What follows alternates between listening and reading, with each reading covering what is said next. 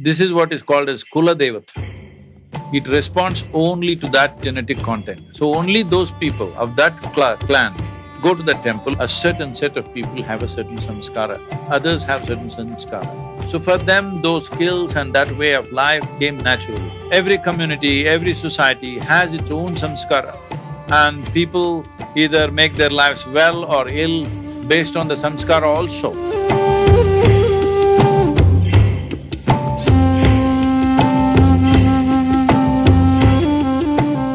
See, what we are calling a samskara is the collective karma of a society.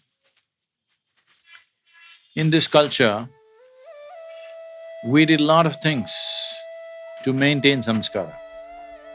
Even now in villages, there are, sometimes violent outbreaks will happen.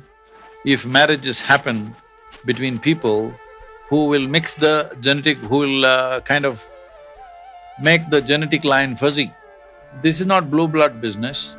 They've been maintaining this so that for this clan, for this bloodline, they will have a deity that they have created. It responds only to that genetic content. This is what is called as Kula Devata. It responds only to that genetic content. So only those people of that clan go to the temple, others don't go because it doesn't work for them. So they maintain this genetic map of people, and they will look back 10, 12 generations and say, oh, she belongs to that bloodline, this belongs to… okay, they can marry, this cannot marry, like this they will calculate. Because these are called gotras and stuff, now it is being all trashed as total nonsense.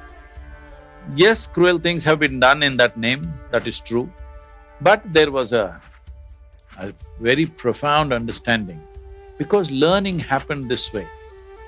When there were no universities, no schools, nothing, this culture transmitted their skills effortlessly for thousands of years because they maintained this samskara.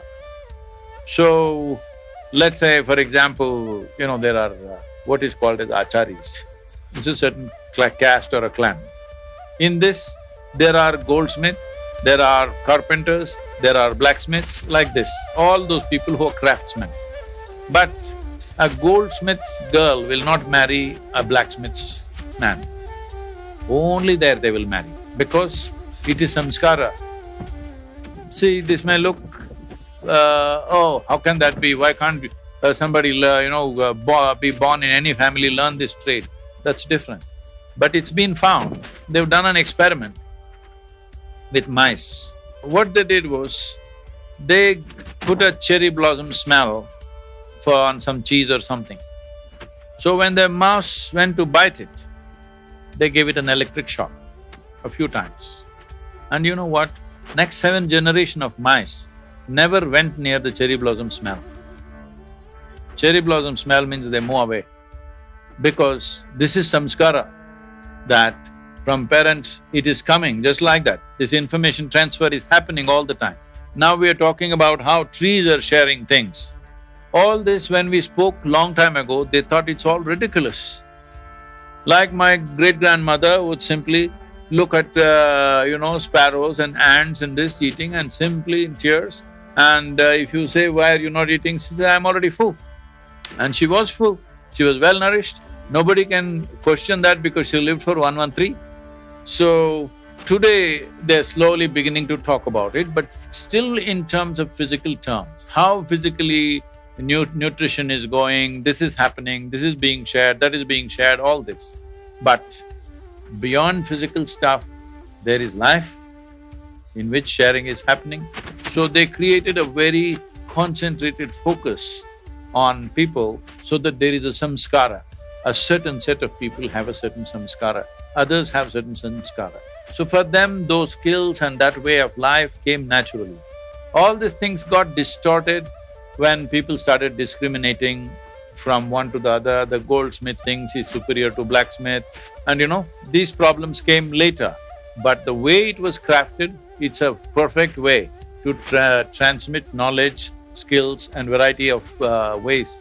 But it all gone bad, now it's not relevant, we can't do that anyway. So, What you call a samskara is a social karma. And let's say living in Mumbai, don't you have a certain Mumbai samskara? Isn't it? It has its own. So like this, every community, every society has its own samskara, and people either make their lives well or ill based on the samskara also. To rise above samskara, you need spiritual process. Otherwise, nobody can deny that they've not been influenced by their family, society, whatever kind of religious practices. They may not be doing those practices, but still they're influenced, isn't it? Only one who is strongly on a spiritual process is not influenced by the atmosphere, he rises above that.